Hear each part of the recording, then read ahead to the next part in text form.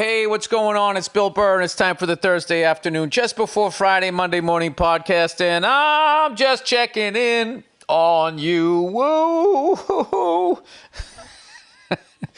What's going on, man? How's it going? Oh, geez, Louise.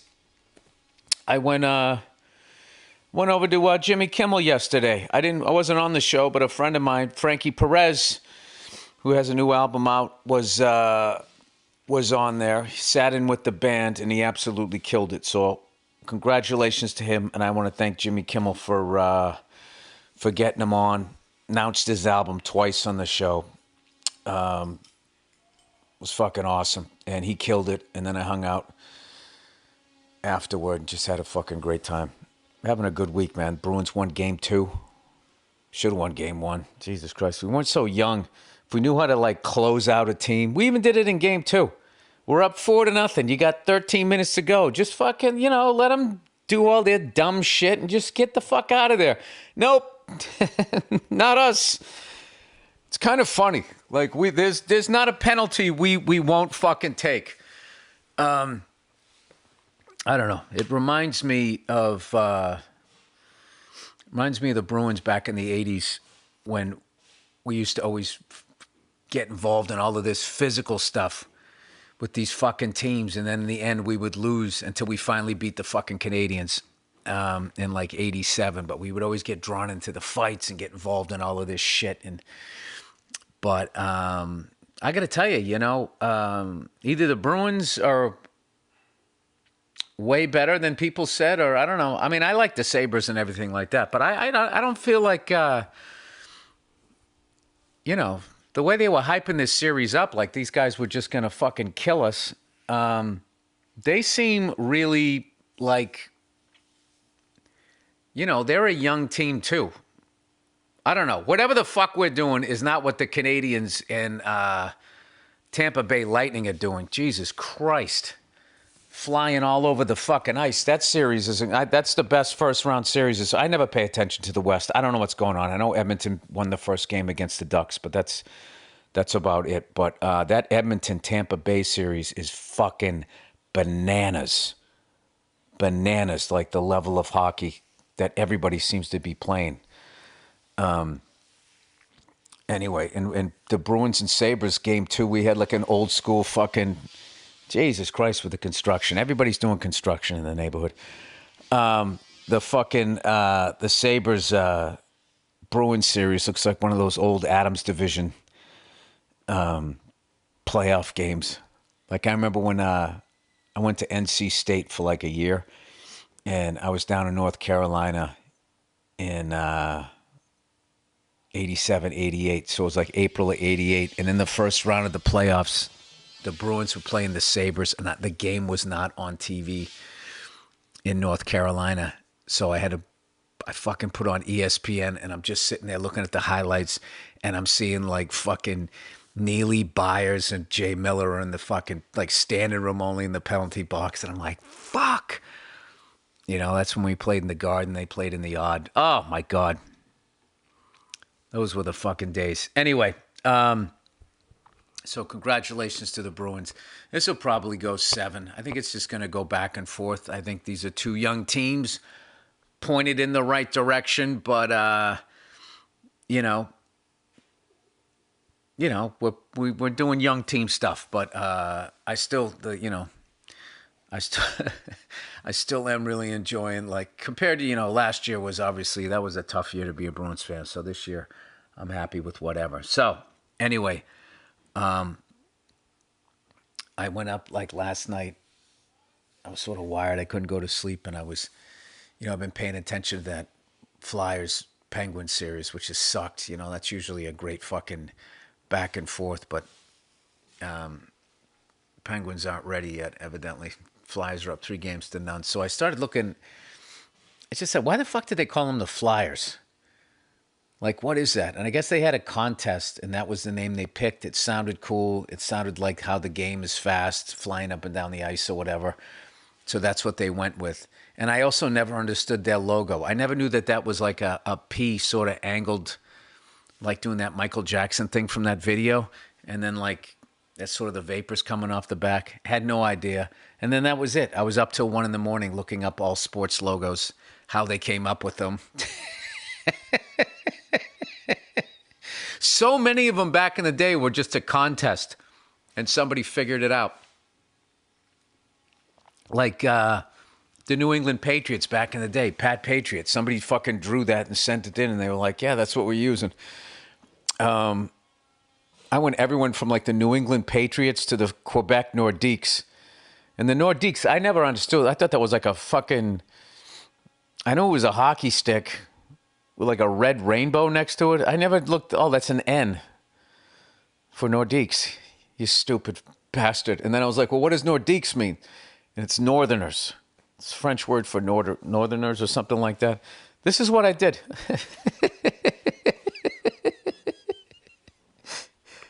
Until like fucking 1 a.m. And I just kept going like, I have to go to bed. I have to go to bed. But how can you go to bed when you're on something that is just so fucking mindless and fun? That whole fucking, that Vancouver Canuck jersey, you know that was supposed to be a V? That absolutely hideous uniform that is like literally so bad it's actually good now. And as bad as the black ones were, the other ones, their home ones, whatever the hell they were, because back in the day you wore the dark jerseys on the road. The lighter ones that look like honey mustard with like a red and orange V in it. It was a fucking, that was even loud for the 70s. And that was something too, like in real time, people were going like, those fucking jerseys are ugly as hell. And then what happens is they make a movie years later and they act like people didn't know. Like, I always said that about like the AMC Pacer. Remember that car that, what the fucking movie was that? Dana Carvey and Mike Myers. What the fucking movie is that? Amadeus, da-da-da-da-da-da-da. What the fuck was that movie? Yeah, they had him. They had the, I'm going to remember it the second I end this podcast. They had them riding around in that Pacer. Or like if that 70s show or all those things. They always have somebody like riding around in a fucking Pacer. Like that's what people did. No, I remember that fucking car came out. Everybody was like, what the fuck is that? That's the ugliest car I've ever seen in my life. And like 10 people bought it. Sorry, I'm drinking my coffee here. Anyway, fucking psyched. I got Atlantic City Saturday night. And I don't know why. I already know I'm going to fucking murder on that show. Sometimes you just know. And I think just getting on the other side of just the fact that AFI thing that I had to speak on, that it went so well. You know, they asked me the day before to speak. And when they did that, I was like, dude, what the fuck? Give me a couple of days. But now I'm kind of happy. Like I only had to stress for one day, you know? But that went great. And I just felt like, I don't know, I just felt like it was such a great night. And to get included with all of that talent was just, it was beyond an honor. So I just feel like everything's kind of gravy after this past weekend. So I know I'm going to be in the perfect mindset, and I haven't been to Atlantic City in a while, and I got a bunch of friends with the family back east, so I got a bunch of buddies that are coming out to the show, bunch of knuckleheads, and I fucking love Atlantic City. I love New Jersey. New Jersey, it's gotten so much shit. Dude, there's a lot of good food in New Jersey. Why? Because there's a lot of Italians. You know? And I fucking, you know, how do you do better than Italian, Japanese, French? There's a lot of good food. Mexican. Fuck. There's a lot of good food out there. But I'm just saying, Italian, though. You know? I don't know. I grew up on that shit. So when I get back there, I always try to make sure I hit some sort of spot. I don't know. I might have some acting work out there later on this year. something that shoots that way. So that's going to be the hardest thing. I'm just going to do the fucking elliptical every day and do my acting job. But on the weekend, there's some pizza spot out there, Dave Portnoy gave like the highest rating he's ever given. I have it saved somewhere on my phone. I got to go to that place. I got to do something, man, when I'm back there. So I'm excited to get back there. Fucking East Coast, end of April, beginning of May. Gorgeous weather, unbelievable food. What do I give a fuck, right? And then I got on Tuesday night, I got the Patrice O'Neill, the 13th, if you can believe it, the 13th annual Patrice O'Neill Comedy Benefit.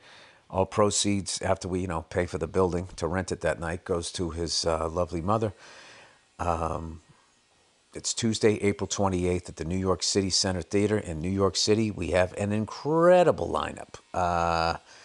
Adam Ray, Dave Attell, Drew Dunn, Jordan Jensen, Matt Richards, Zarna Garg, and me, Bill Burr. And as always, the great Rich Voss, who's been our MC every year, is going to be out there. And he always sets the tone great because he doesn't bring you up as much as he sort of roasts you as he brings you on the stage. So I think like the crowd always seems to really like that,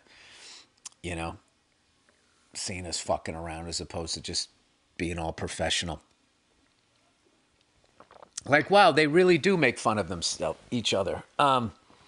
So anyway, I was watching some of the hockey. How old do I sound? With my son. And there was a guy on the ice wearing number 55. And my son goes, Dad, is that 5D5? So I start cracking up. I'm like, no, 55. And sometimes he laughs with me, but sometimes he gets sensitive. He'll be like, hey, don't laugh at me. I'm like, I'm not. It's just what you said was funny. I'm not laughing at you. I'm trying to laugh with you. Does that work? No? Anyways, did you guys go out and go see Bob Odenkirk's movie this past weekend? I hope you did. Normal. If you like an action movie / comedy / like badass story, it was such a fun fucking movie. Really, I did real well this month. Like some of the movies that I saw. I saw Roommates, Adam Sandler's daughter Sadie in that, was fucking hilarious. And then that same week I went out and I saw Bob Odenkirk's movie Normal. You got to see this shit. Go out and go see human beings in movies while you still can. I saw this stupid thing the other day. They're saying this fucking robot ran a half marathon in 50 minutes. So what? And first of all, how do I know it ran the whole fucking thing? I wasn't there. I swear to God, I am starting to think this AI shit and all of this robot shit, they're just hyping this shit up because everybody, what they're trying to do is to get some dumbass to pay $500 million for their fucking app or their technology. Because all of these billionaires, they fucking know that at any second the landscape can change. And I remember Jimmy Iovine one time, I saw him on this great thing, like when they did this whole thing on him and he was talking about, I forget what it was. Some new music technology came out and he was like, what is that? What is that? Because I don't want to be the last guy trying to sell a CD. And I remember that stayed with me, like the brilliant business mind of that guy. And then also like, you have this idea that, oh man, you make $1 billion, you got your business, you just fucking cruising. It's just like, no, that this shit just keeps going. So with that little, like, it's funny, out of all that whole thing, that was a great documentary with him and Dr. Dre. And the two quotes I remember is, I don't want to be the last guy selling a CD, and Dr. Dre going, I wear the same fucking thing every day. I don't know why those two things fucking stuck out. But anyway, I think this fucking AI shit and everything that they're claiming that it could do and all of that, I think they are exaggerating, and they are getting these fucking they're scaring the established money, and they're all running out trying to fucking, it doesn't even make sense what they're doing. And they keep saying it's going to save all this money. And it's like, for who? It's going to save money for people at the top, and it's going to fire everybody in the middle class. And then how can they buy what you're selling? Like, this is a fucking disastrous formula that all of these super rich people are excited because they don't want to fucking, they've never wanted to pay anybody. That's why they want a robot. Okay, I buy it once and then I'm done. I don't know. How much does it cost for you to hire a person versus buying a robot that can run a half marathon in 50 minutes? What the fuck? What are you going to race somebody else's robot? What the fuck are you going to do with that thing? I love how people are all freaking out. Oh, those fucking things, they're going to come running after you. There's going to be no escape. It's like, dude, our whole life we've lived with nuclear weapons. Okay? Some guy nods off and his fucking, face plants on a red button and we're all gone. I mean, it's what we do.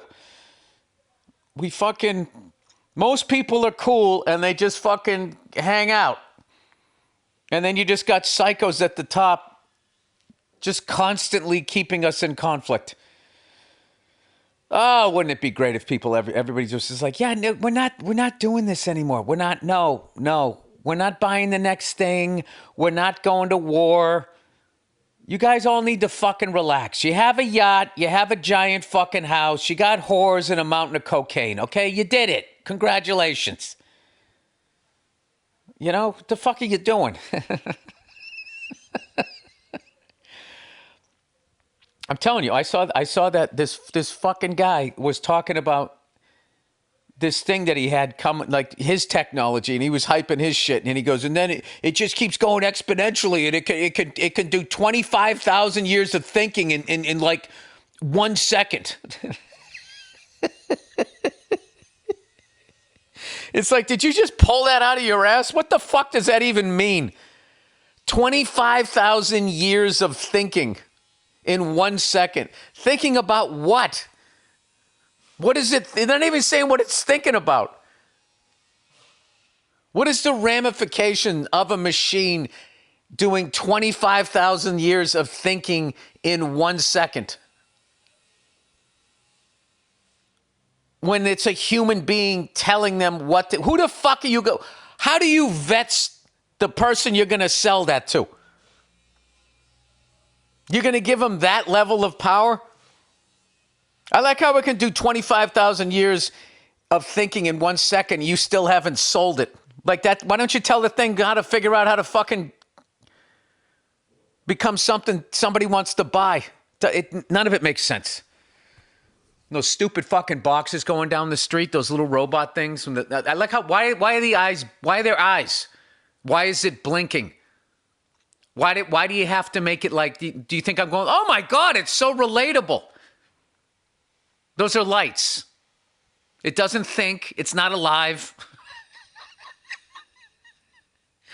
Those self-driving cars, it's like climbing into your telephone. It's like jumping in a fucking microwave and just cooking your fucking brain. And they're not going to say anything about it until people cook their brains. And they're going to be like, oh, yeah, here's $40.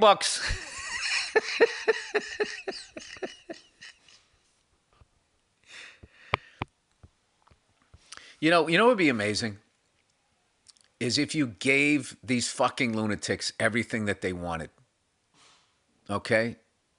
You just gave them everything that they wanted. All the money in the world, the biggest fucking boat, the hottest fucking woman, whatever the fuck you wanted.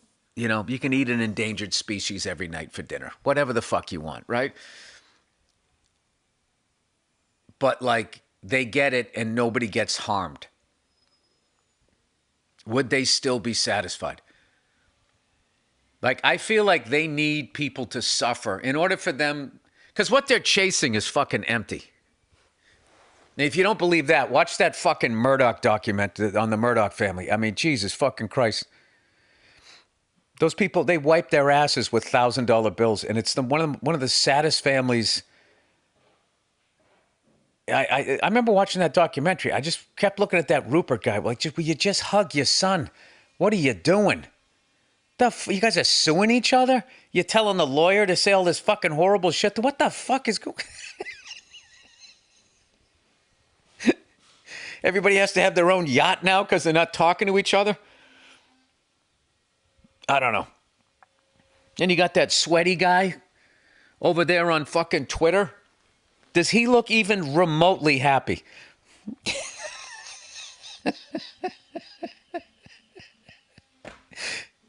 Shark Tank. You watch Shark Tank. All of those fucking... None of them seem happy.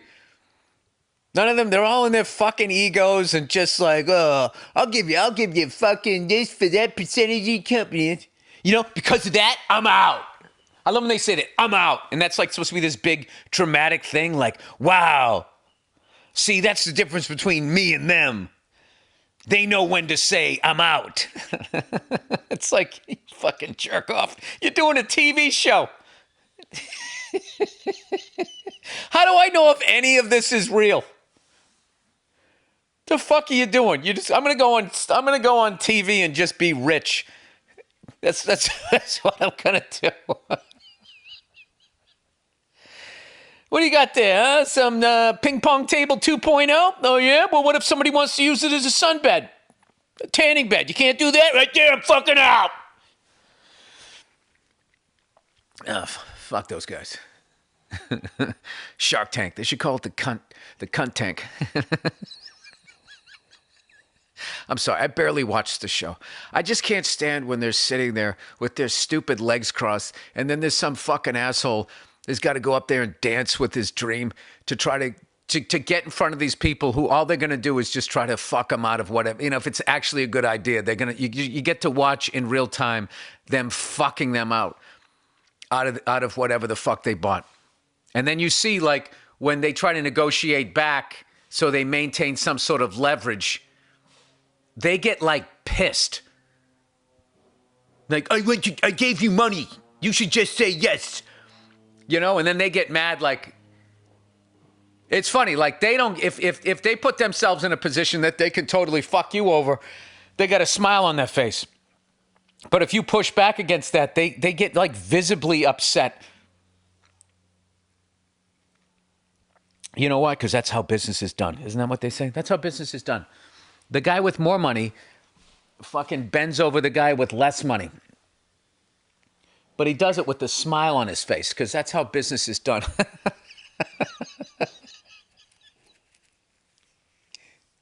I'm telling you right now, these robots and AI, it's just a fad.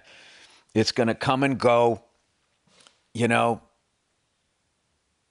think about it. Remember pagers? It comes and it fucking goes. This whole fucking idea that we're just going to be walking around with like robots and like, you know, people are going to fall in love with them and all of this shit that they're producing. None of that's going to happen.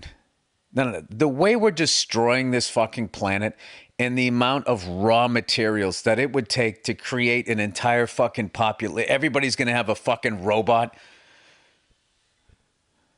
you know, that's going to go clean the gutters, or you can have sex with it, or whatever the fuck they're selling you. You know, all of this fucking crazy shit. It's not going to happen. Do you remember in the late 90s when Pets.com went for like $50 million? This feels like another one of those. And it's the same thing with all of these stupid apartments. They keep knocking down shit. You know, here's a bowling alley. Now it's gone. Now here's an apartment building where nobody can afford the apartments and then they're just empty. I don't know what that is. It's some sort of, it's all going to come crashing down. And guess who's going to have to pay for it when it does? Anyway, I'm not buying any of it. I don't buy any of it. And I'm not going to participate. That's how I feel like I'm going to become that guy. I'm just going to walk around smiling, saying hello to human beings, and I am not going to participate You know what's funny? If that that'll be considered like the new racism. Like if you don't fuck with robots. Because at that point, like two people will own all of the media in the world. And mouth breathing morons will still be watching, air quote, the news and commenting about it on Facebook. That'll be like the new racism. Like if you don't, how would they do it? They would say, oh, he thinks he's too good for them. He thinks he's better than them. Where it all ends is when robots start getting rights, you know? So then you literally can't, like, so-and-so was in love with that robot and you fucking poured a bucket of water on its back and now it doesn't work. They'll be like there was some sort of murder. That's still destruction of property. I don't know. I mean, but who am I? I can't do 25,000 years of thinking in 1 second. That truly is one of the fucking wildest things I've ever heard. Like, out of all, like, the music man, oh, we got trouble. Like, that was one of the wildest lines I've ever heard in my life.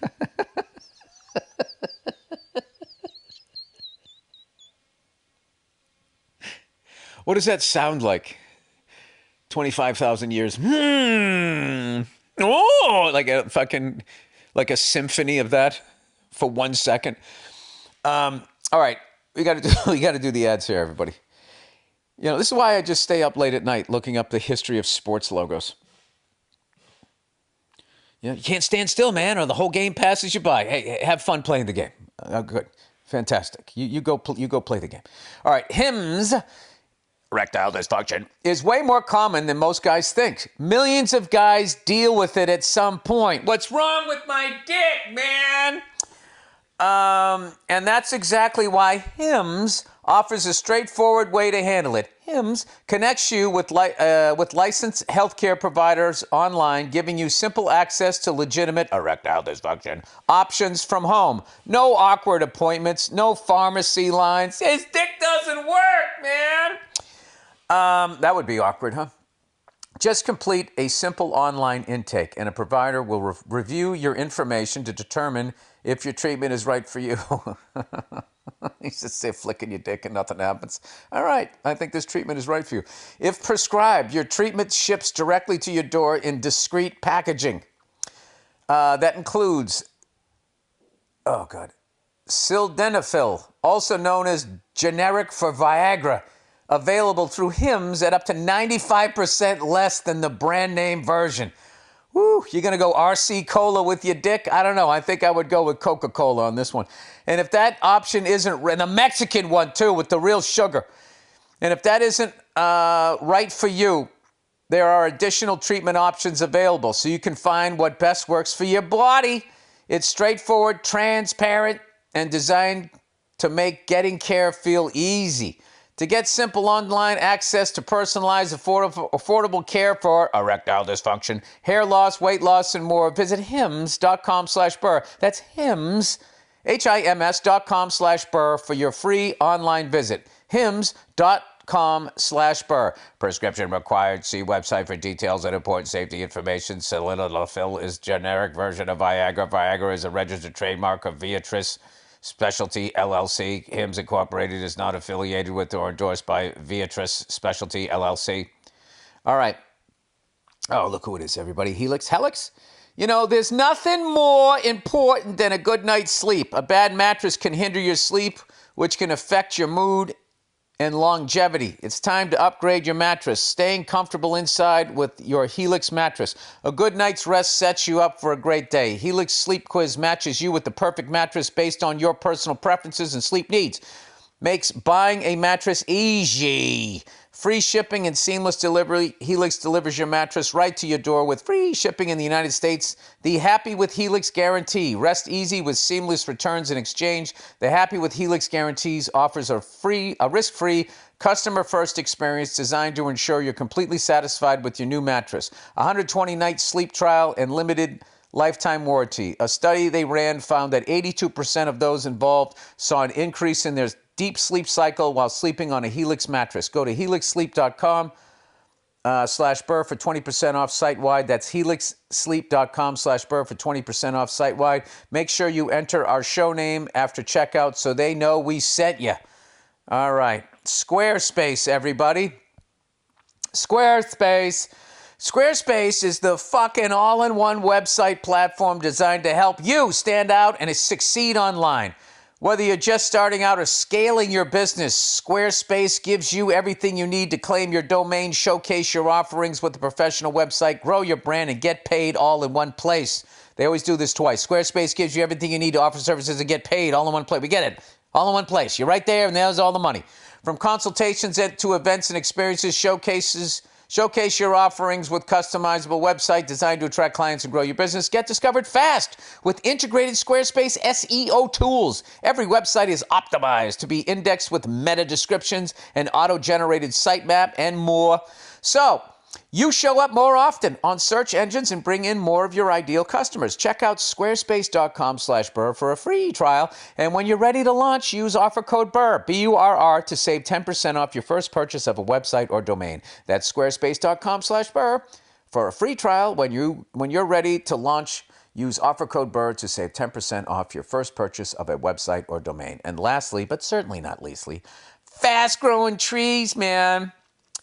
Hey, man, did you know Fast Growing Trees is America's largest and most trusted online nursery with thousands of trees and plants and over 2 million happy customers?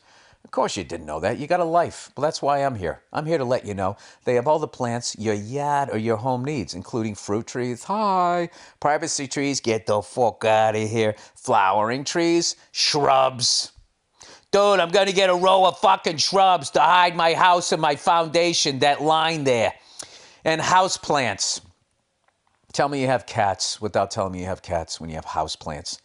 All grown with care and guaranteed to arrive healthy. Well, wouldn't you assume they would arrive healthy? What, are they going to come there with fucking, I don't know what, gypsy moths on them? That's like somebody who goes, you know something, dude? I'm a very honest person. Anytime somebody says that, they fucking lie their asses off. Plus, get ongoing support from trained plant experts who can help you plan your landscape. No, I wouldn't do that if I was you. That's them helping you plan. I was going to stick a shrub over there. Really? Wouldn't you go with a fern? Choose the right plants and learn how to care for them every step of the way. You don't need a big yard or a lot of space. You can even grow lemon, avocado, olive, or fig trees indoors. That's crazy. Along with a wide variety of houseplants. It's like you're living on the moon. Fucking Matt Damon he was on Mars.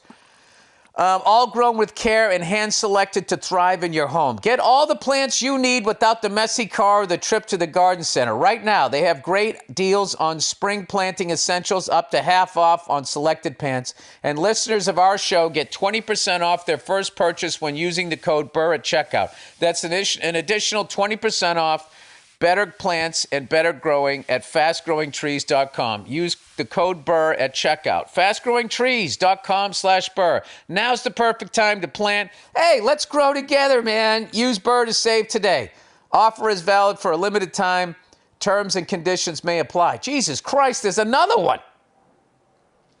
ShipStation. Are you gay and you're on a boat? Go to ShipStation. No, ShipStation, everybody.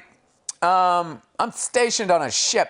ShipStation. We used to ship all our merch ourselves before we found out about solutions like ShipStation. Almost sounds like shit station. ShipStation. An all-in-one e-commerce tool to help you focus on what matters and let ShipStation handle. Jesus Christ. Let's start. ShipStation, everybody.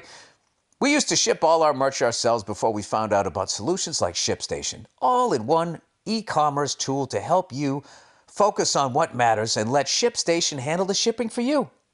Whatever you want to ship, however you want to ship it. Jesus.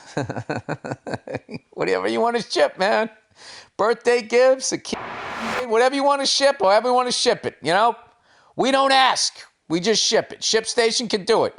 For up to 90% less. Here's how it works. ShipStation rates shops across the major carriers like UPS, USPS, and FedEx to get you the best rates, up to 90% off. And if you're company happens to already have negotiated rates with the carrier, you can keep those.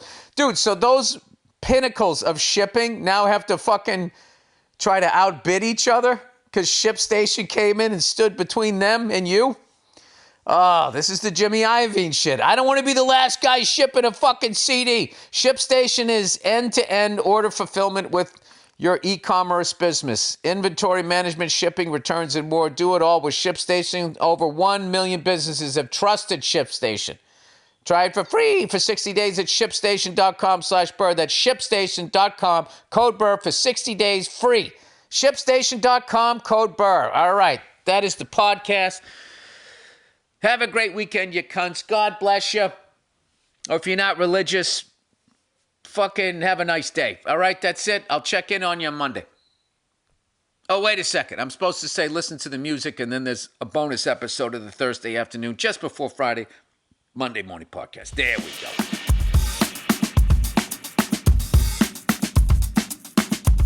Hey, what's going on? It's Bill Burr, and it's time for the Monday Morning Podcast for Monday, April 23rd, 2018. What's going on? How are you? How's it going? I'm actually recording this on fucking Wednesday, April 25th. In case you're listening to this in the future and you wanted to know what was going on with me as far as my health goes.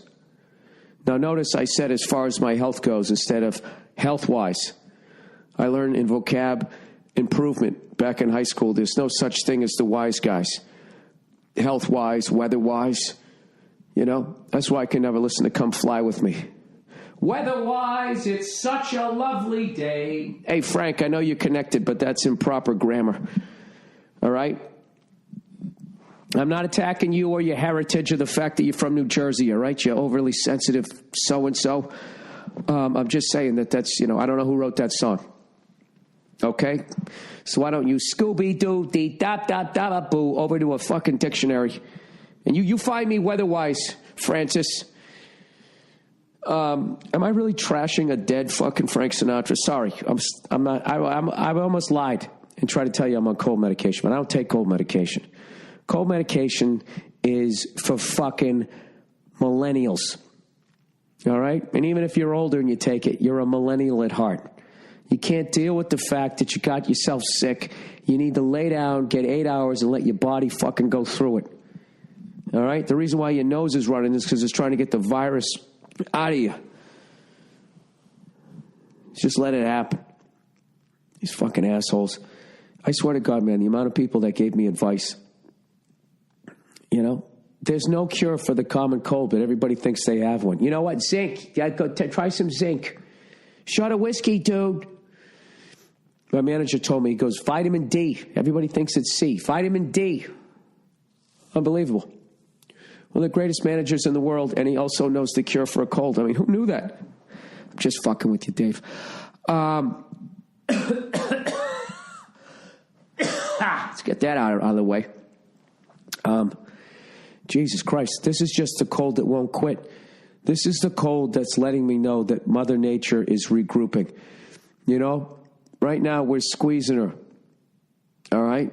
Like the way Andre the Giant was squeezing fucking Hulk Hogan in that documentary.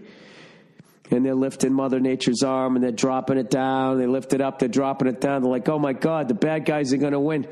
And at one point, her arm's just going to stay there. And she's going to start shaking her fucking blonde hair. That was always my favorite part. When Hulk would start coming back and he'd give him that one big hit and then he'd walk around the ring looking up at the rafters, just shaking his head. Oh, that was the best. I watched that documentary like 3 times. And when I watched that part of the fight with Nia, we were both laughing our asses off in a great way. Like, they're just some of the greatest fucking performers of all time and professional wrestlers. You know, when I was growing up, right through The Rock and all of those guys, like their ability, Stone Cold, all of them, their ability to work a crowd is just, it's second to none, you know? I got a buddy of mine still going like, dude, yeah, but isn't it like a fake fight? You know, but isn't it like a fake fight? It's just like, how fucking dumb are you? It's like, yes, It's entertainment. They fucking said that like 30 years ago, and some guy cried. All right? And the greatest thing they ever did was say that it was all arranged and all of that shit for the most part. So then they could actually talk about how fucking hurt they got when they actually were doing these fake fights. I had to tell Verzi that. Like, Verzi, if you knew, okay, we had a fake fight and I said I was going to pick you up and throw you across the room and you were going to land on your back, you know, that would still hurt even though, you know, we arranged that it was going to happen, right? Physics is still in play there, no? Sorry, I'm a little hot here with this fucking mic. I was having a problem with my recorder here. Oh, God. So believe it or not, I'm actually on the other side of this thing. I completely lost my voice by Sunday. And so I started gargling with a little bit of apple cider vinegar and some salt in there, and that kind of cleared me up a little bit. I'll do that shit, but I'm not going down to the fucking drugstore, even though I did. And I bought all this shit, and I just looked at the ingredients. I'm like, I'm not putting this in my fucking body. So basically what? I kicked this shit out of my fucking liver so this medicine can fool my fucking nose that I don't have a cold. I apologize, dude, for how stuffy I am, but I got to do this because I'm going to be fucking backed up on podcasts because I got the Thursday one tomorrow. I'm like in that I Love Lucy sketch where they got the chocolates coming down, except it's podcasting. I mean, Christ, I don't have time for this shit. Guess what the fuck I watched yesterday on the plane coming back? I actually went up to Boston and I visited my family back east. And dude, by the way, the fucking anger that is still in Massachusetts, it's not really with the younger kids, which kind of makes me happy and a little bit sad. You know, at some point you do have to let go of the anger, but I hope all the characters are still, you know, around. But I was driving through my old neighborhood, and there's this cop directing traffic at a little fucking three-way stop, and he tells this guy to stop, and evidently he didn't. And the cop starts flipping out. Now, I'm like fucking 2-3 cars down the line, so I can't hear what the guy's saying, but he is fucking flailing his arms like Earl Weaver, right? He manages the Orioles about fucking 40 years ago. Sorry. And I'm laughing my balls off how fucking angry he is at this guy, right? And then when he gets the guy to stop and then he waves us to start going, like that's not enough for him. He walks up to the guy's car and starts screaming at him. So I'm thinking maybe this is some young punk with his radio turned up and he's not listening to the cop. I show up, it's like some old dude with like white hair. And this fucking 8-foot cop is screaming at him.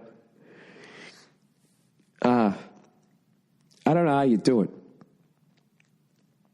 I would not have handled that well. If he came out to my window, there's no way. I would have been like, relax.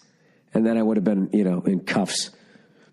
Because you can't tell a guy who's flipping out and screaming at you to fucking relax. I need to learn my rights for those moments because I am a control freak and I forget that I don't know how to fight in those moments. And I just immediately go fuck yourself. And then the ramification comes that I am not prepared for.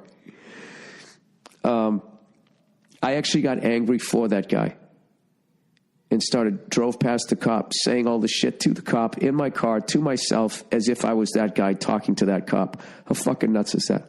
Or is that normal? Is that something you do? I just feel like for me, oh, Jesus Christ. I haven't been this sick since I've been a dad. Which is fucking brutal to get this sick when you're a dad because then you can't hug your kid. Which is the worst. I mean, that's what you have a kid for, so you can hug him, right? And lie about what you did when you were a kid, right? That's what you do. Oh, I used to make my bed every day. I did all my homework.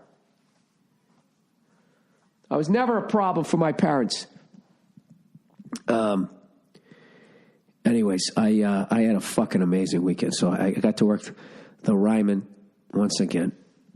That's the third time I've been there. I did Vince Vaughn's Nashville Comedy Festival in 2014. Then I did it again in 2016. I taped my last special there, Walk Your Way Out. And then I got to do it one show Friday, one show Saturday. And they brought me a drum kit and shit to play on. And I was so sick I couldn't play. I felt bad. And I had a splitting fucking headache, but the shows were really fun. And I actually, I always hit that Jack's Barbecue next door. And then I went to the Woolworth. They got a Woolworths there. I was like, with a fucking lunch counter. Like where they had, like back in the day during segregation, where they're just like, only white people can sit here and get a grilled cheese sandwich. God made everybody in his image, but he made us closer to his image, and he loves us just a little bit better. And because of that, we get to sit at this shiny counter. And the rest of you unwhite fucking people got to go around the back. So I sat down. I got a fucking cheeseburger there. You know, taking pictures. I went into Woolworths like a white person going, oh, my God, I remember these things. You know, I used to be able to buy fucking a shirt and then get a cheeseburger. So I walked in, not realizing the historical magnitude of what I was walking into. I was just walking, hey, you guys still sell shirts here? No, buddy, we don't. We don't. And I walked right up to the fucking counter. I was taking pictures and shit. And everybody thought I was like some fucking historian, and I wasn't. I was as excited. That had the same emotional, historical context to me as if I walked into a Jordan Marsh. Do they have Jordan Marshes anymore? Do you remember all those defunct superstores? It's funny. They were evil when they came out because they put out the mom and pop businesses, and then eventually when you watch them get eaten, you ended up feeling bad for them. Places like Mammoth Mart. You remember Mammoth Mart? Had a big woolly mammoth. Child World got destroyed by fucking Toys R Us. Leechmere. They lost out to the fucking Best Buys. Radio Shack. There's still a few of them left over. You know what I mean? They're like fucking old Nazis. There's still a couple of them running around. Scurrying around South America. You know what I mean? Trying to get a fucking tan. Fit in with the regulars, right? Well, some of the other ones that they used to have, I can't even remember anymore. So long ago, it was Filene's, Jordan Marsh. Then Macy's just came along. Just fucked them all up. Bloomingdale's beat the fuck out of everybody. And then you had all those like stores you just heard about. But, you know, like Saks Fifth Avenue when I was a little kid, they might have been one in Boston, but I think if you wanted to go to Saks Fifth Ave, you had to go to Fifth Avenue in New York City, and nobody really fucking knew all of that designer shit that all the kids wear nowadays. Like, and I was like Mobile, Alabama, and they had like a fucking Louis Vuitton store. They never used to have that shit. You know what I mean? They only had 3 series of the BMW. The 3, the 5, and the 7. No, they also had the 6. If you couldn't afford one of those, go fuck yourself. They didn't make a fucking SUV, I don't think they did. They didn't have a 1 series, a 2 series, a 4 series. You know? Just fucking doing anything they can. That's like when Mercedes-Benz dropped not their quality, but they dropped it all the way down where you could buy the, was it the 190E?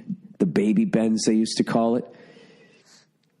And all of a sudden, you're driving around a Mercedes-Benz that costs the same amount of money as a Monte Carlo, right? And you were this Monte Carlo fucking T-top, pot-dealing douche, you know, who would have looked right in his Oldsmobile Cutlass, but instead you're driving around this 190E like you're fucking sophisticated. Everybody saw right through you, you know, second you got out of the fucking car, right? All your personal belongings fall on the fucking ground, you know, some scale to weigh your product. I don't know what I'm talking about, but when I was a kid, all the cool older guys, the guys who were like 25, which to me was a man, you had a mustache, you had your own place, your chick was living with you, and you could fuck her whenever you wanted. You know, my idea is a 14-year-old. Dude, he lives with her. He can fuck her whenever he wants to, not realizing like the fucking, that he was probably looking at me, envious of me, going, look at that fucking orange-headed, hairless-faced fucking loser over there. He's got it all ahead of him. Doesn't have any credit card bills. Doesn't have some broad living with him, bitch moaning and complaining about where he leaves his fucking neon green fucking sunglasses.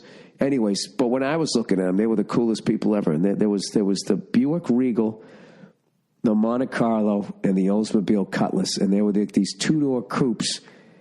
And if you got the fucking T-top, I love the guy that went down to the fucking whatever auto parts store that the AutoZones ate all up.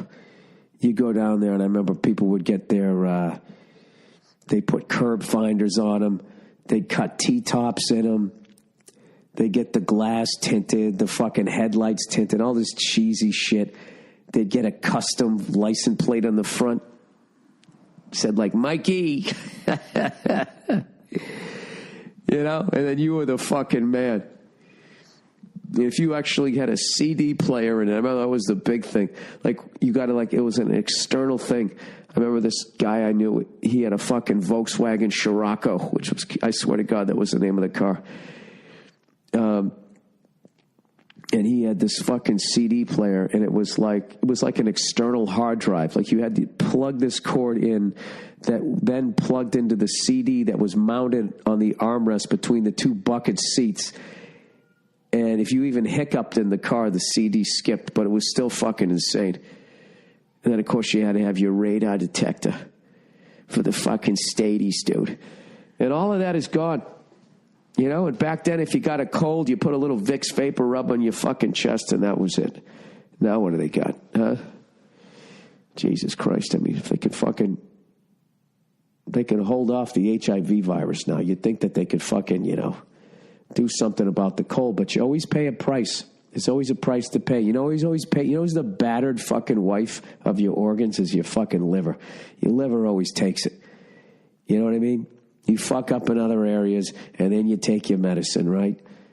You're a scatterbrained lunatic. You can't get to sleep, so you take some Tylenol PM. And who pays for it, huh? Your fucking liver. How many times are you going to have your liver have to walk around with its eyes looking down at your fucking colon, as the other fucking organs are going, what happened? I walked into the ribs.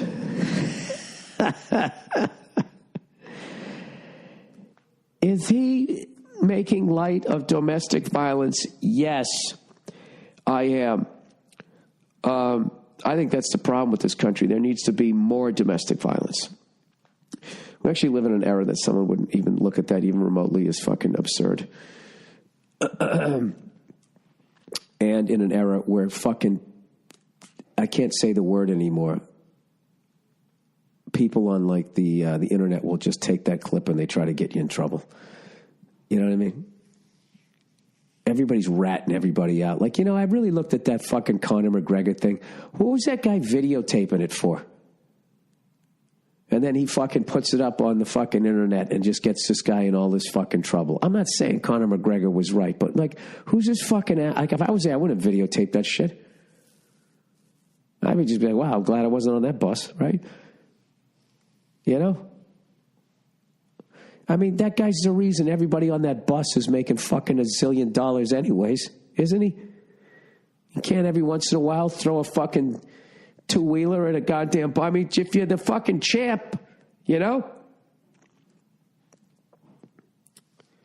get a little bit of leeway. All it takes is one fucking douche with his flip phone, and all of a sudden, he's down there talking to the cops. I don't know what I'm talking about. Guess what today is, everybody? Oh, it's Game 7 for the Boston Bruins. Everybody's freaking out and all this shit. Oh, my God, we're up 3-1. Who gives a fuck? All we got to do is win tonight. All you got to do is win tonight. No one fucking remembers. So many series that are 3-1 go to Game 7. It happens all the fucking time. I will say, though, as a Bruins fan, if I see... and have to listen to one more commentator tell me that it was a stretch pass. And Jesus Christ, that Anderson is playing so great for Toronto. I don't know why he does all that flopping around. You literally skate by the guy. Wind knocks him off his fucking feet. Just shameless. Shameless. But I like the fucking Maple Leafs. You know what I mean? Despite their timidly cocky fans on Twitter who said absolutely nothing, and now all of a sudden, you know, they're like meerkats. You know what I mean? When a fucking cobra comes around, and they all sit there lunging at you and shit, talking all this shit as they back up, but they're not really going to fight, and they're trying to appear bigger than they are. I got no beef with Toronto. If you guys win tonight, congratulations. I can get past it. I don't give a fuck, right? I know that we're a team of the future, and so are you guys. This would probably be the beginning of a great rivalry. That's what we need, God knows, because the Canadians are in the fucking shitter. I have this fucking guy that, like, I can't remember how the fuck I met him. I was doing like a gig a long time ago, and he drove us there, and somehow he got my phone number. And this fucking cunt every year during the playoffs, oh, what's up with the Bruins? Oh, they're not doing so good. One of those fucking douches. So I just finally blocked his number. I'm like, I don't get this. It's like, I get it. You fucking drove me to a couple of gigs. I got to listen to your fucking horse shit every time we're doing bad. There's so many fucking cunty sports fans like that. And after almost 20 years of owning a cell phone, I finally learned how to block people. I love it. It's fucking love it. It's just like, you know, I have somebody I used to work with in this business. Fucking, I don't know what the fuck his deal was. He fucking started calling me and emailing me. You know, block, over. You know what I mean? It's like you get to assassinate somebody without having to kill them and deal with the guilt. You know? I wonder if in the future, when we're all just being watched by robots and every last thing you do is videotaped, so you can't do anything wrong, I wonder if they'll have to switch the commandments just so they can get somebody in trouble because nobody can do anything anymore. So rather than thou shalt not kill, the fifth commandment will be thou shalt not block somebody on your cell phone. You shall not assassinate them digitally. I'm sorry, did I just float out a perfect premise for the next Blade Runner? No, I didn't. I did not. However, there was that movie that came out where people had to take a test, and if, you know, when the world was overpopulated, those fucking cunts, where the hell did you get that idea? God bless them. But you know what I mean? How about a tip of the cap? Anyways, sorry, people, I'm just in a fucking... I've just had a headache for so fucking long. I did buy some Bear aspirin. I did that. Celtics, everybody. How about those Boston Celtics? How about the heart of the Boston Celtics? And how about those fucking Milwaukee Bucks? This is the best they've been since back with, like, Sidney Moncrief. You know, and then they got that white dude from fucking the Seattle Sonics. What the fuck was his name? Jack Sikma. But I have to be honest with you, dude. The basketball is so fucking awful that I'm watching. They're not even playing hoop. It looks like a fucking pickup game at an unbelievably high level. How many fucking times can you throw up a three with nobody underneath? I don't understand that new little semicircle there. I got to read up on it. In the paint, is it illegal if you don't have the ball as an offensive player to get under the fucking rim? When was the last time you saw a center post up and put his hand in the air and do a couple up and unders? You know, a little Kevin McHale action, little sky hook. It's all fucking gone. You just run down the court, a little pass, and then the guy just takes a three-pointer. That didn't go in. Or somebody does some and one shit to try to get around a guy and draw a foul. It's horrible. I think about the entire second quarter, I don't think I saw one pick and roll.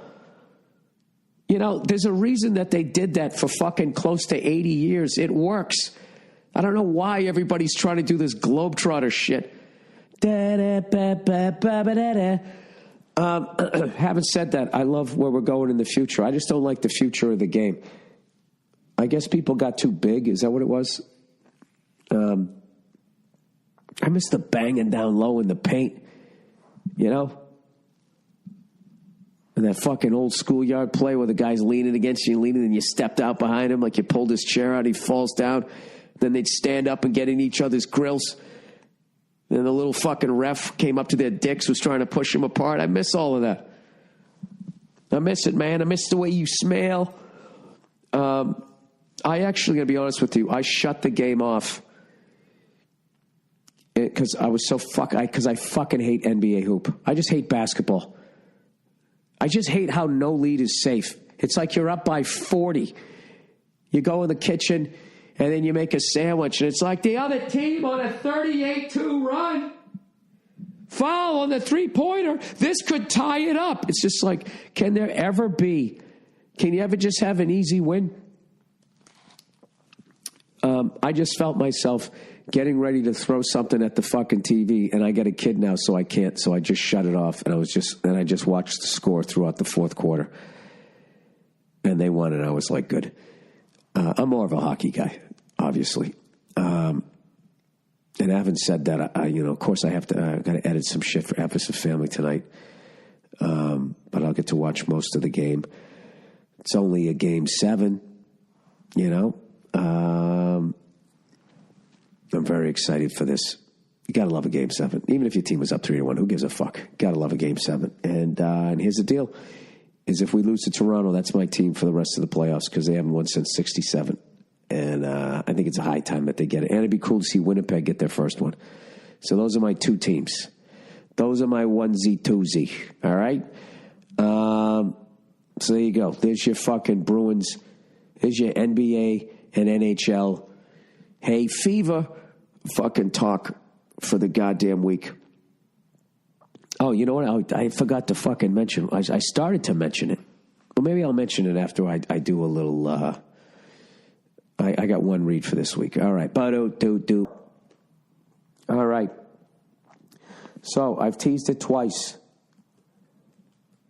Let me see. Liverpool football schedule. When do they play next? I was on the plane and I actually watched Liverpool versus fucking Roma. And it was a blowout. It was an awesome game. Liverpool went up 5-0. Saturday, 4:30 a.m. I just don't fucking get how this shit works. They're playing Roma. Isn't that like Rome? That's the Champions League semifinal. Leg 2 of 2. Aggregate 2-5. Yeah, they won 5-2. So they're going to play again on May 2nd? Is that because they scored 5 goals and Roma scored 2? What's the coincidence of that? I just don't understand it. Because they were up 5-0, and then all of a sudden Roma scored a goal. And then they scored another one on a penalty kick, and then they were saying, and the announcers were going nuts. I'm like, what are they? There's like fucking 2 minutes left. Why are they flipping out like they're going to lose this game? I think they're in some sort of tournament that happens at the same time that the Premiership is being played. It's weird. Like, that's the Champions League. And I think Liverpool-Chelsea, that's the Premier League, right? They do it at the same... Somebody, for the love of God... Somebody over there in Great Britain, somewhere around the fucking world, explain to me what's going on. Because I actually really enjoyed the fucking game. Dude, this guy, holy shit, this Egyptian dude who kind of he looks like an Egyptian Judd Apatow. Mo Salah. This fucking guy put on a goddamn clinic. First of all, he used to play for Roma, so he scores a goal. Then he does this big dramatic, I'm not going to celebrate. Which was more annoying than if he just celebrated. Because then he scored again. The first one was like it was like a lot of it's like hockey. He went fucking top shelf corner on the far side. I believe with his left foot. And then a few minutes later, whenever he comes back down again, and the first one was a fucking blast, and then the next one was a nice soft touch right up and over the fucking guy, the goalkeeper, I believe. For his second goal, once again, he starts praying, getting on his knees and fucking kissing the ground and doing all this shit. Like he's not going to have a threesome after the fucking game. You know what I mean? Like he's going to go fucking rescue a cat out of a tree. So like, dude, take your junk out and shake it in the other team's face. You know you want to. And then he had 2 assists, whatever they call it, helpers. 2 fucking crumpets. I don't know what the fuck they call it. The guy had like 4 points if he was playing hockey. 2 goals, 2 assists. It was incredible. And then there was this other poor bastard. I think he finally scored a goal. He had a breakaway. He fucked that up. Then he was in hockey, what would be called the slot, and he just fucking miskicked it, blasted it over the fucking net. I think he spent more time on his fucking mohawk than he did on his fucking learning how to shoot the ball into the goddamn net. But there was 7 goals. It was like the kind of fucking soccer game that a Yank could enjoy. But I was stuck on a plane, and we had a ridiculous headwind. And I was like, I'm going to sit here and watch this fucking thing. And I totally got into it. By the way, Liverpool's fucking coach, his dentist should be fucking disbarred. He should have his license fucking revoked. You know, I'm sure it was the coach's idea, but if you're going to fucking go tanning, you don't get your fake teeth whitened to that level. Jesus Christ, he looked like the plant in Little Shop of Horrors, except he had glasses on. So anyways, I was really into it. So I guess they're going to... Why is there so much time between games, though? Oh, no, the next one's April 28th. That's it. I'm going to watch fucking... I'm going to support Liverpool. I like the Beatles. Who gives a fuck, right? Like I got time for this shit. There's no way to watch it and not all of a sudden want to have a fucking beer, though. I will tell you that. You know, and I've been fucking Billy No Fun, Billy No Vice, other than 4 hits of weed one night, which I immediately regretted because all it does is make me sleepy. I don't try to become one with the world. I don't get munchies. I just fall asleep like a cat on a fucking windowsill. I don't give a fuck where I am. I'm going to sleep. You know? Anyways, let's get on with the questions here. I still haven't watched that MotoGP. I know that Mark has won it. And there was a big anticipation that him and Valentino Rossi were going to be fucking donkey kicking each other at about fucking 200 kilometers. But he just fucking blew by everybody by the second turn. I don't know. I got to watch it, though. I fucking love that sport, though. Okay. Emails for the week. I might have to do a little short podcast here, everybody. My fucking voice is bugging the shit out of me. All right. Belgium. Hey, Bill, would you consider to come back to Belgium in 2019? Please keep us posted.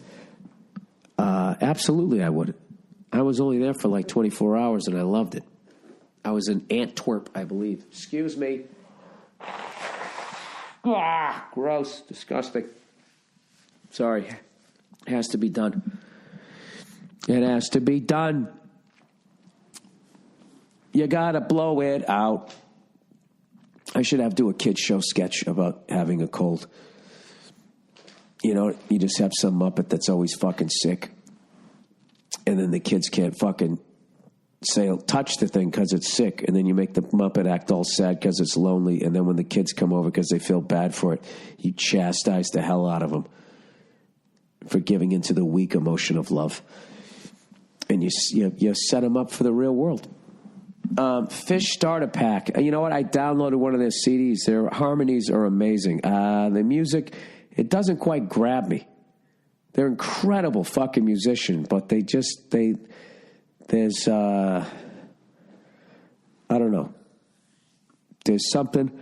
I'm going to keep listening, all right? You're talking about a fucking band that sold out Madison Square Garden like 18 nights in a row or something, so it's got to be me on some level. You know what I mean?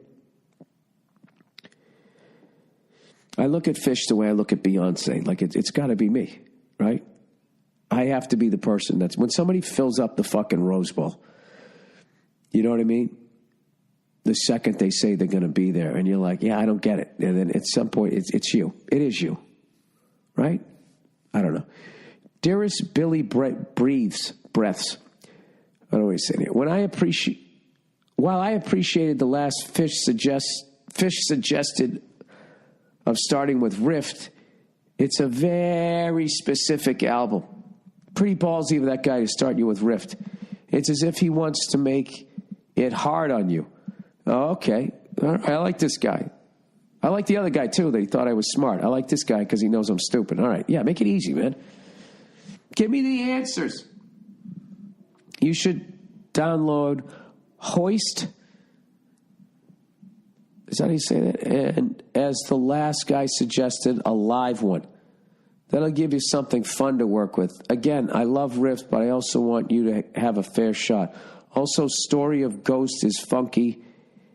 And Billy Billy Breaths is fun too. Or is it Billy Breathes? I'm so dumb. And not to sound cliche, but have you seen Dead and Company yet? It's a really fun show and definitely worth checking out, man. Yeah.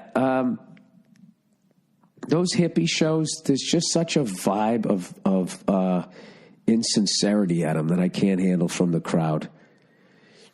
Where everybody's just trying to, like, I don't know. You know, like when you see a mom and she's talking to her kid in public and talking really loudly, some cute conversation and looking at you smiling. It's like, will you shut the fuck up? Will you bring the volume down? I get it. Kids are cute. It's not my kid, you know? I don't care that the kid just counted to 5. No, Bitsy, you have to sit there. You need to put this on here first, okay? And then they look at you and smile as they do the play-by-play of the kid putting a fucking marshmallow in its mouth. I feel like when you go to one of those hippie things, people are doing that, but they're kind of doing it, you know, to show like how everybody's, you know, this is like how society should be, man. And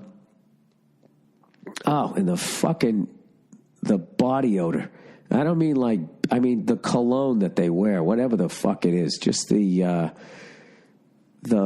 fucking douche gumbo. That's what I can't handle when I'm there. It's always fucking hot, you know, and everybody's wearing a sundress. It's just, I don't know. I'm too much of a curmudgeon. Why I think we bombed Syria. Oh, good for you. Help me out here. Oh, Bill Baldbag.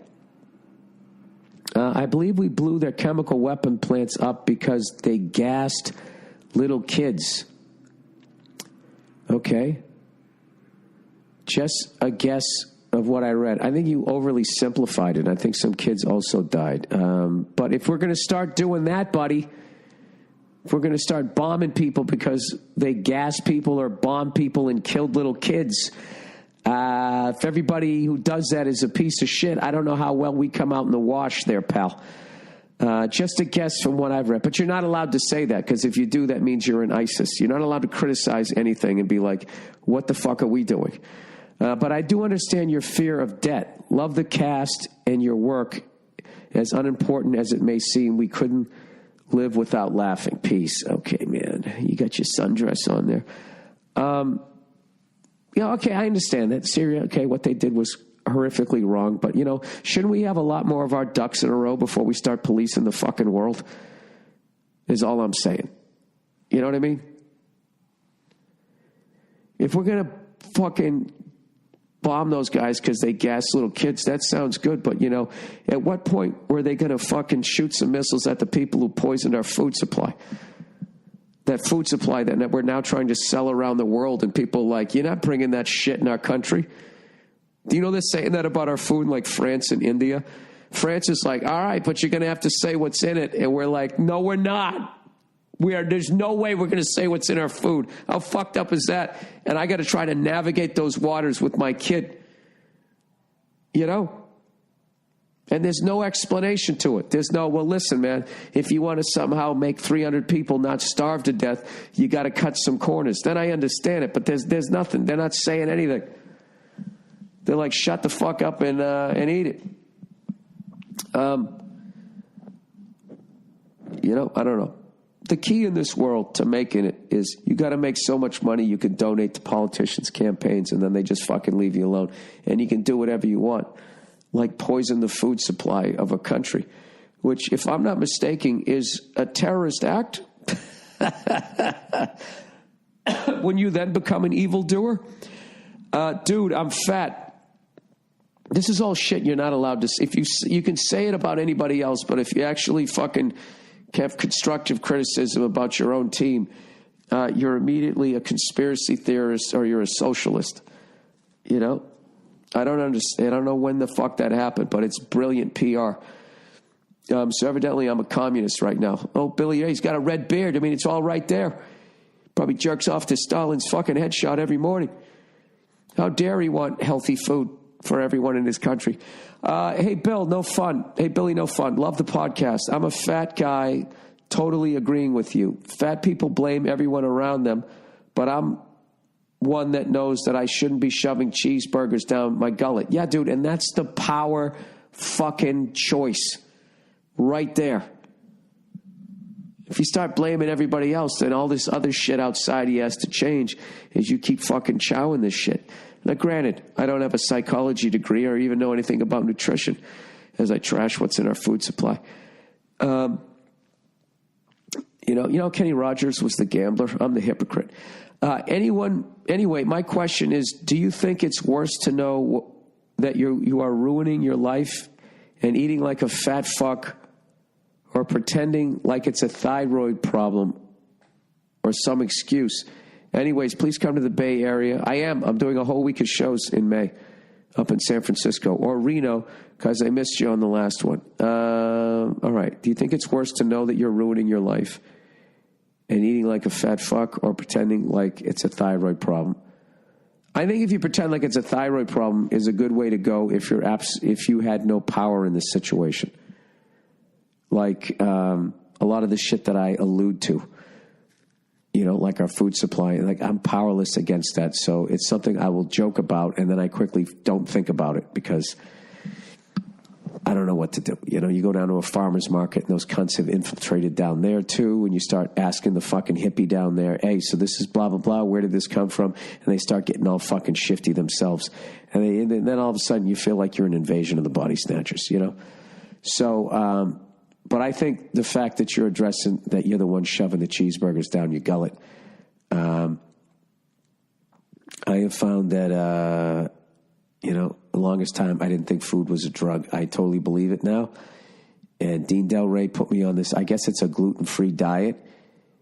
And I'm on this and I barely have to work out, you know. And quinoa is like this fucking... the food that I eat on this diet, afterwards, I don't feel like, I got to take a nap. I feel like energized, even though I feel like shit right now. But I don't know. And I was taking a multivitamin. Somebody shit all over that. Going, it doesn't have enough of this, enough of that. You need to take this. It's just like, oh, God. All right. So I think it's well, look, if you're not going to do anything about being a fat fuck, it's going to be more painful. If you're just going to continue to be a fat fuck and not do anything about it, then I would lie that it's your thyroid problem. You know what I mean? You know, that's like if you put out something artistic and it doesn't do well, and then you blame the left or the right or some shit like that, like I've seen with some movies and other shit. You can do that if you want. It's not going to help your next fucking project. The project of you. Navy training in Australia. Oh, Jesus Christ. It's the last fucking place I would be in the goddamn Navy is Australia. Oh, my God. What do you have to do to become a fucking Navy SEAL in Australia? You have to stab a great white shark to death after they cut you. They probably make you bleed before you get in the fucking water. All right. Hey, Bill, just watched voice clip. I think that voice clip of you on YouTube about how you watched the 2 weeks in hell thing. I was in the Australian Navy and it was similar, but you got shit for not keeping your own. I don't know what that means. Preface. This was before the media cared about all genders. We had Big Bertha, which on the second day of recruit school, we were kept up until 2 a.m. and were only allowed a breakfast bar the night before. They woke us up by smashing trash cans in each of our dorms. Right there, I'd be out. I'd be like, dude, fuck this. And I'd walk out. They'd be like, good, you're too weak. And I'd be like, you're right. I'm going to a Holiday Inn. I want to thank all of you for protecting me in my 8 hours sleep. All right. Then we had to run downstairs and carry the rope called Big Bertha, which was the equivalent, oh my God, of the old ship's anchor lines. And we ran for about 6 kilometers, 3.7 miles. What the fuck? Until we were allowed to have food. After that, anyone that couldn't continue, we were partnered up with and had to carry them and Big Bertha, shaming the people that couldn't continue. I couldn't do that. I couldn't do that. Dude, were they up on the rope weeping? Did they literally get broken that bad? And when we eventually got back to base, we were allowed breakfast and then had to go on with the 8-hour drills and fulfill our duty watches. Wow, dude, that is some psychological breakdown right there. Holy shit. The most fucked up thing about all of this. Hey, wait, dude, did you make it through all of this? Oh, my God. Do you have any idea how difficult it is to be me? Has your girlfriend ever said that to you when you're thinking about that big Bertha march?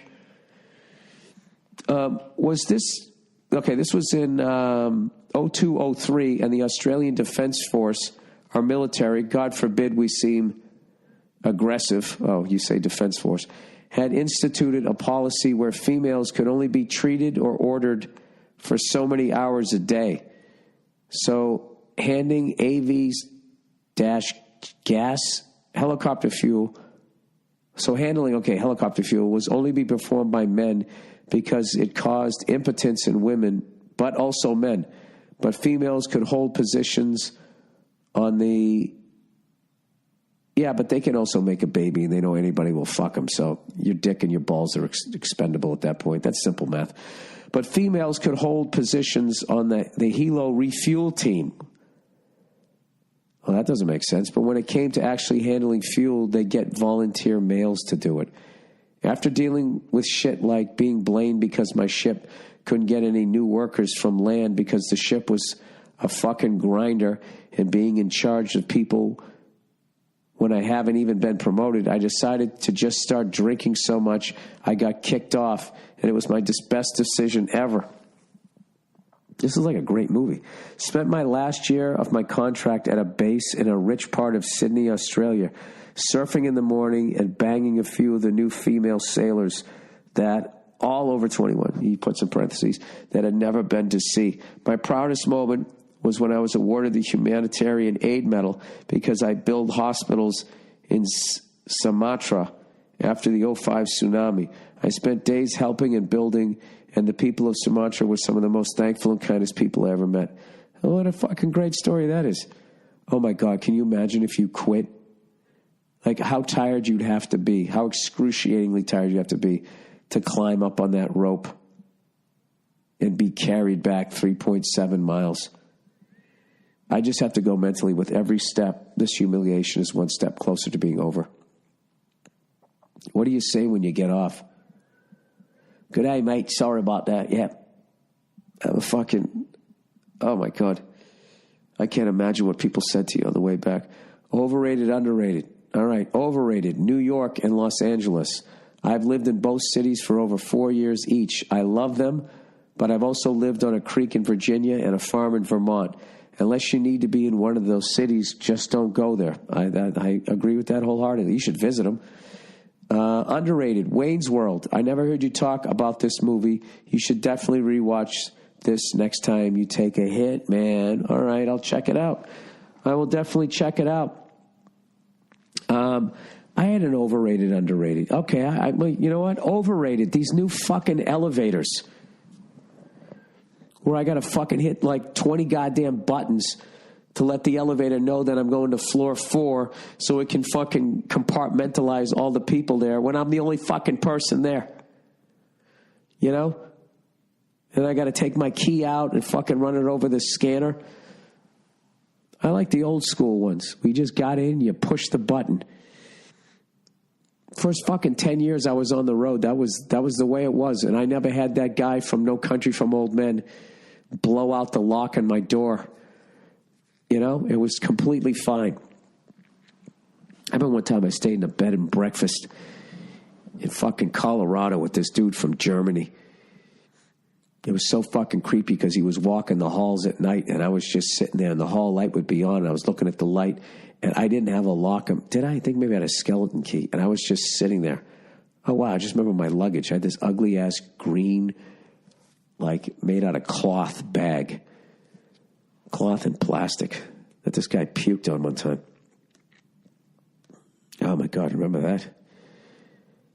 Jesus Christ. I've been through a lot of shit, people.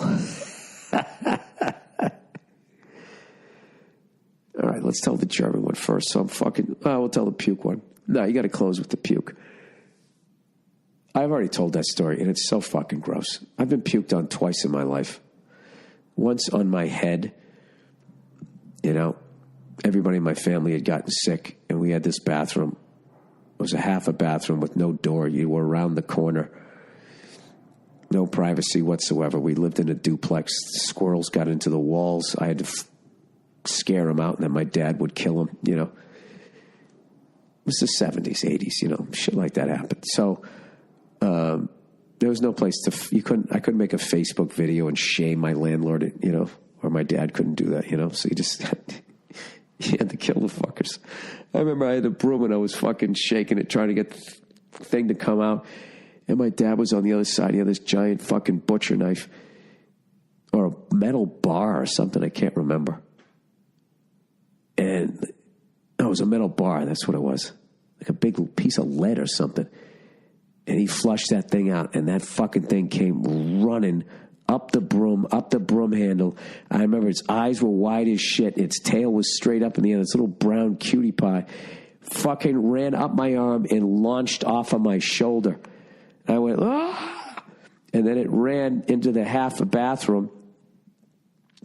And there was one way in and only one way out. My dad was in the way, and he fucking brought that lead thing down right on the back of its fucking neck and just slowly killed the thing.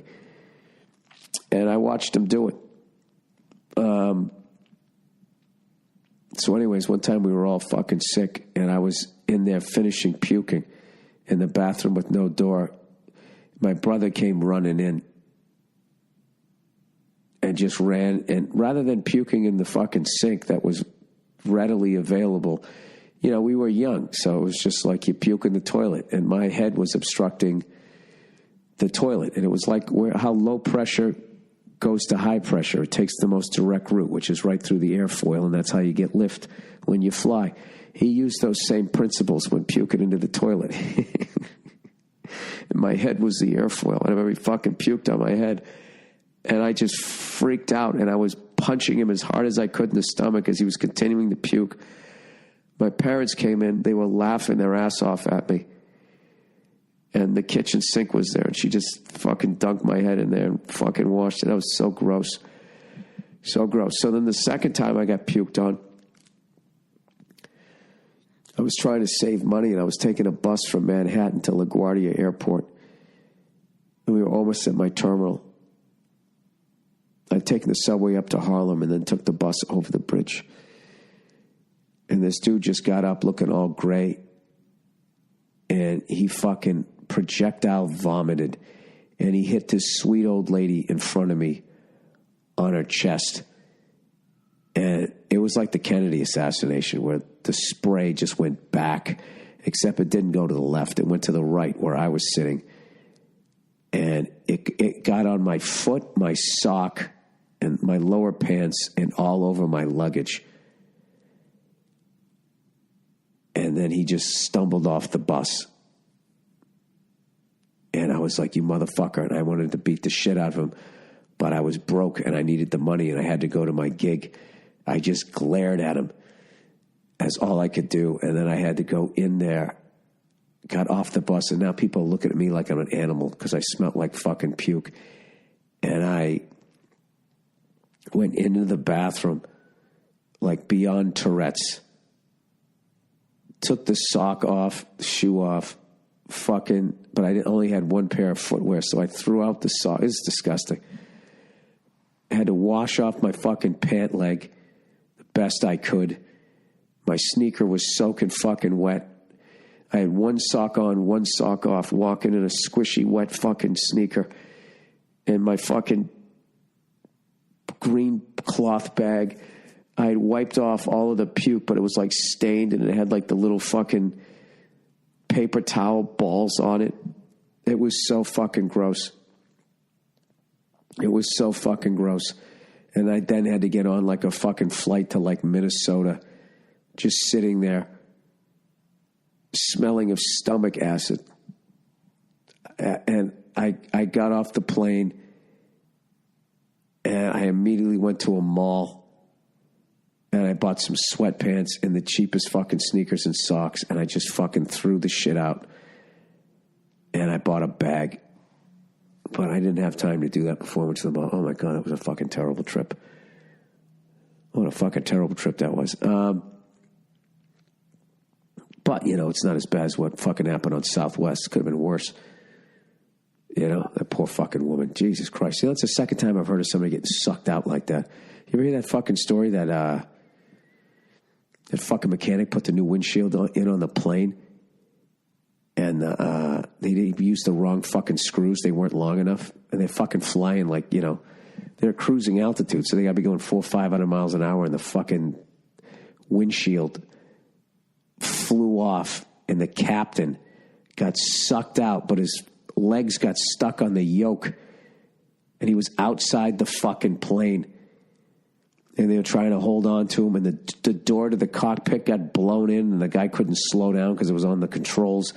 The stewardesses helped out, you know, when the air pressure, I guess, leveled off where they could move and not get sucked out, and they were trying to pull him in and they couldn't. One of the stewardesses could see the guy outside the window looking at him. He wasn't blinking. And she goes, "I think he's dead. We should let him go." Fortunately, they didn't. They ended up landing. It turned out the guy was in shock. It's fucking nuts. Just sitting there like catatonic. He got frostbite in one of his eyes. And it was just, and this is what kills me, is the fucking maniac was flying again in a couple of weeks. I think he still flies. I can't imagine. You know what the thing is what they really should have in the back of the plane is you should also have those shoulder harnesses. You should have that, you know, where it goes across your lap and then over your shoulder. So that if you're sitting next to the fucking window, God forbid, if the fucking thing blows out, you're still fine. But that would be prohibitively expensive. So I guess what I'm saying is get the aisle seat. All right, everybody. Go Bruins and go Celtics. And I don't know. I'm going to go fucking take a hot shower and try to clear my goddamn sinuses. I'm going to do another podcast tomorrow and I'll be all caught up. All right. Go fuck yourselves, you cunts, and I'll check in on you tomorrow. Oh, geez.